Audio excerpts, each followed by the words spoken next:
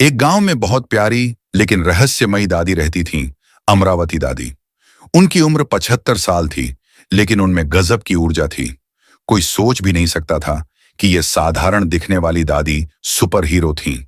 जब गांव पर कोई मुसीबत आती, तो वो अपनी अनोखी ताकत से सबकी मदद करती।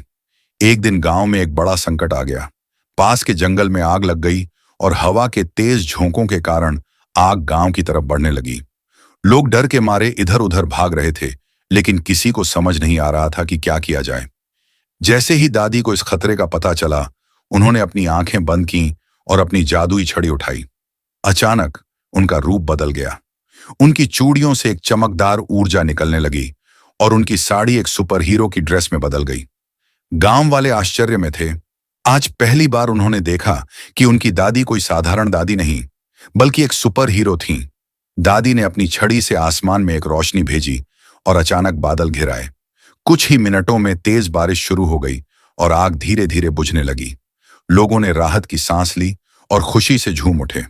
गांव एक बड़ी तबाही से बच गया था, और यह सब हुआ सुपर हीरो दादी की वजह से।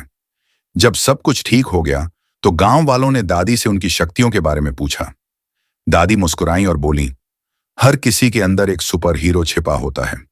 जब हम दूसरों की भलाई के लिए सोचते हैं और हिम्मत से काम लेते हैं, तो हम भी सुपर हीरो बन सकते हैं।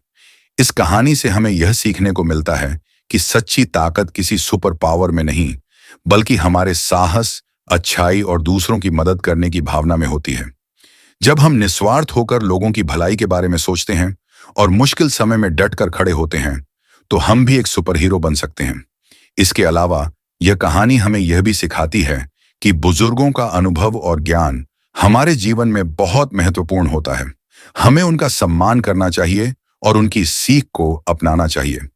अगर आपको हमारी यह कहानी पसंद आई हो, तो हमें लाइक करना ना भूलें। आपके प्यार और सपोर्ट से ही हमें और भी शानदार कहानियां बनाने की प्रेरणा मिलती है। तो जल्दी से हमारे चैनल स्टोरीज का यूनिवर्स को सब्सक्राइब करें और नई कहानियों की दुनिया में हमारे साथ जुड़ें। मिलते हैं अगली कहानी में। तब तक खुश रहें, सीखते रहें और मुस्कुराते रहें।